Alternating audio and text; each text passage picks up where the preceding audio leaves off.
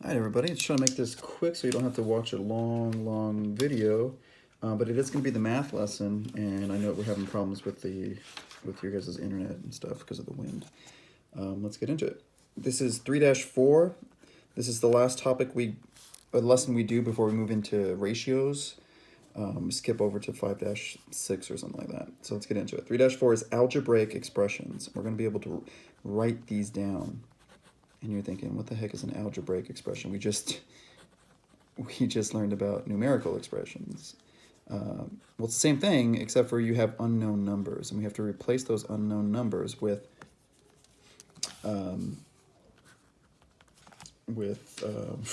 variables.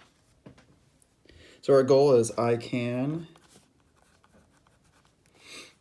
use variables, there's that word, variables, to write algebraic expressions.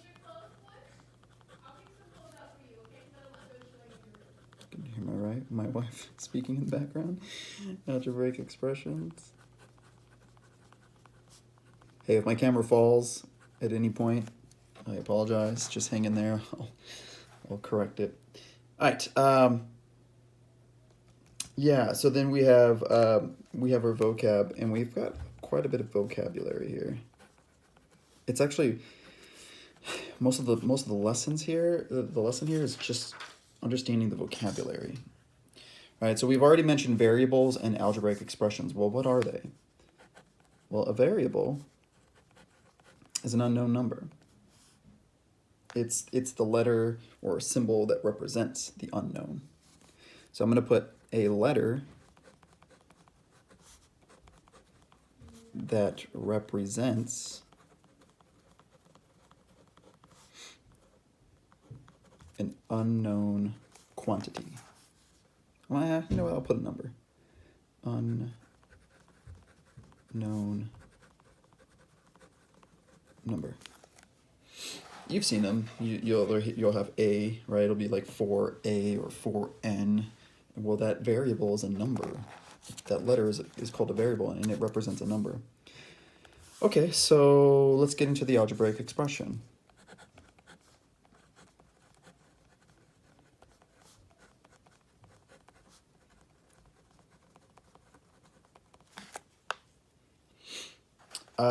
It's like the other one where you have numbers and operations, but in this case, you have to have at least one variable, right? So I'm going to put an expression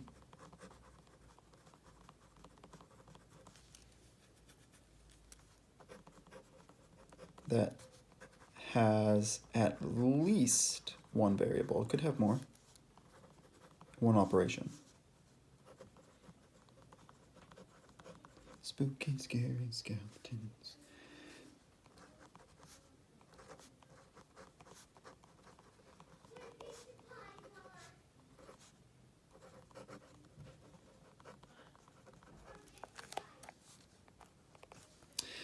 I'm sorry, before I move on to the next one, let's get an example here. So we've got, let's do a few different types, right? So believe it or not, this is an expression. Oop, you can't see it. Believe it or not, this is an expression. What this means is 4 times a number that we don't know. So when you have a 4 next to a variable like this is multiplication. Okay, well, 4 plus n. That's also an algebraic expression. 4 minus n, right? You can get 4 squared minus 3n, right? That's an algebraic expression. It's got to have one operation, right? And each one of these has an operation. 1, multiplication, addition, subtraction. Exponents, multiplication and subtraction and multiplication. So it's got 3 there. Okay, let's move on. Okay, well, what do we call this number next to the variable? Well, we call that a coefficient.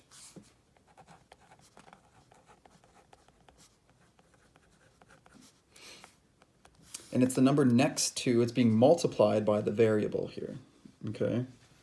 So that's simply put, just the number, oops, the number being multiplied by the variable.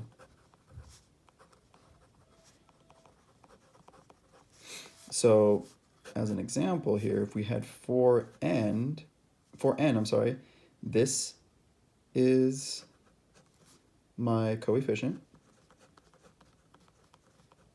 Oh boy, I spelled it wrong. Coefficient. And this is my variable. Okay, well, what about 10x? Sorry, you can't see that. There's no way for you guys to tell me, hey, Mr. Mocha, can you move your paper up? 10x, well, again, that's my coefficient.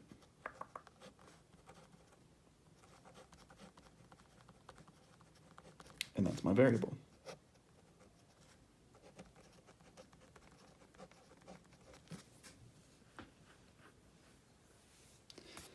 All right, let's see. I think we have one more.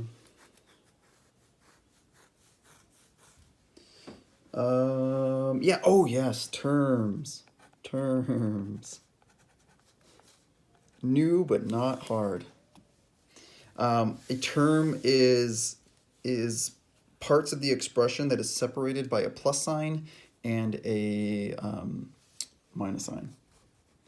So parts of an expression that are separated by a plus sign or minus sign.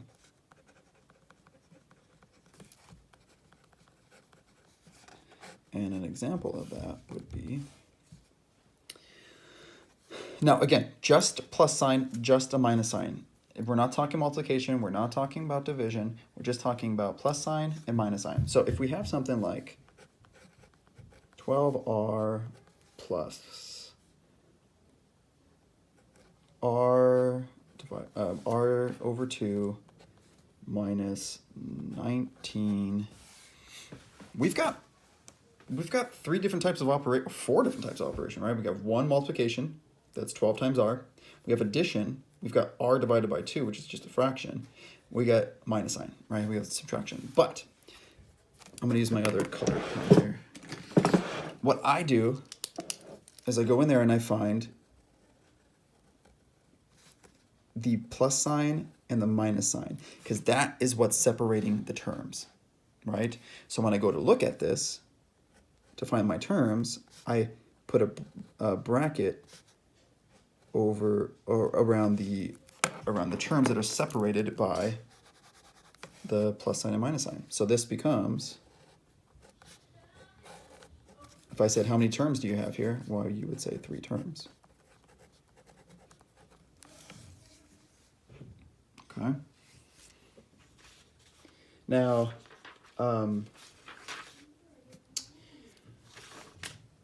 the rest of this is just understanding what operations look like in a word problem. And that's hard. And that's just going to take practice and getting comfortable with those types of words. So like, for example, we've got this cool chart here. And if you see here, it says the sum of 8 and a number a. Well, the sum, we know, is an answer to an addition problem. So the sum of 8 plus a number a, right? So what's that going to look like? Well, 8 plus a. We know it's addition because it says the sum. Okay, less than. Now, subtraction is so tricky because you have to go in order. You can't just put 5 minus b or b minus 5 unless it makes sense. So this one says 5 less than a number b. That means we have b and then we have 5 less than that. So here's b, here's this amount that we don't know, and then we have 5 less than that. So we know less than is subtraction, but what order does it go in? Well, b comes first, and we have 5 less than that. Do not get fooled just because the number is in the front. 5 is first. You would think, oh, that's just 5 minus b. And so many kids put that. They put 5 minus b. But that's not what it says. It says 5 less than b. So we have b first, and then 5 less than it. Product we know is multiplication, is an answer to a multiplication problem, so we know we're going to be multiplying. The product of 8 and a number c, so 8 times c, and it doesn't matter if it's c times 8, 8 times c. It doesn't matter if it's 8 plus a or a plus 8, because addition and multiplication, you can flip them however you want. Subtraction, you can't. You're going to get a different answer. Let's just say that b is equal to 10, right? And in this case, this would be 10 minus 5. Well, that's equal to 5. But what about if you flipped it? You're going to get a different answer. You're going to get 5 minus 10, which is equal to negative 5. So it's really important how you order division and subtraction. Addition and multiplication, it really doesn't matter. All right, speaking of division, you can see it here, divided by. That's really easy. And this one's kind of simple too. It says the quotient, so we know that that's going to be division, of a number d divided by 2. They wrote it as a fraction, but that's the same thing as writing it as d divided by 2, just like that. Either way would work for me. Right? That's the same thing as saying d divided by 2, d divided by 2, d divided by 2. You don't want to put it this way. That's how you solve it. That's not how you write it out in an expression. A few more. Sorry. So we have 5 minutes more than. We know that that is addition. More than, right? 5 minutes more than t. I've got t, and then I have 5 minutes more. So let's just say I had 60 minutes, right? That's the time. And then I have 5 minutes more on top of that because I earned it because I threw out the trash or something. So I got 65 minutes worth of game time now. Okay, what about decreased? Well, that's subtraction. So let's read it though to see what order it goes in. 10 erasers decreased by a number n. So I have 10 erasers, and then let's just say that n is equal to 2. Well, then I cross out 2, and I have 8, right? So it will be 10 minus n. Okay, so now we got shared equally. Yeah, when we're sharing and it's equal like that, like you get one peach, you get a peach, or sorry, nectarine, you get a nectarine, you get a nectarine, you get a nectarine, you get a nectarine. So Billy gets a nectarine, Susie gets a nectarine, Johnny gets a nectarine. Billy gets a nectarine, Susie gets a nectarine. So it's being shared equally, right? That's division. All right, because division and subtraction need to be in a certain order, let's see what it says and what order we need to put it in. N nectarines shared equally by 3. So we have this basket of nectarines, that's n. We don't know how much is in there. We just know that that's a basket of nectarines. And we're going to share it equally between 3 people. So it's going to be n divided by 3. Yep, n divided by 3, or n over 3. And then multiplication, 4 times the quantity x plus 8. Ooh, we're getting parentheses in here. Right? And it says 4 times the quantity x plus 8. So we have 2 different ones. We've got times, which is multiplication, and we got x plus 8, which is addition. Right? So we know 4 times whatever the quantity is of x plus 8. So we're going to add those first and then multiply it by 4. And the way we show that you're doing this first is by putting parentheses around it. So 4 times x plus 8. Cool. Let's get some practice in. I know this is running a little bit late, but it's also it's shorter compared to what we normally do. All right.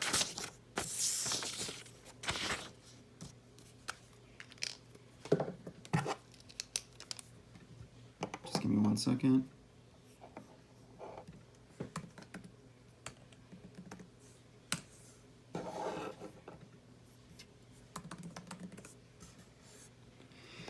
So this one says, write an algebraic expression for each situation. Well, we have 5 less than y.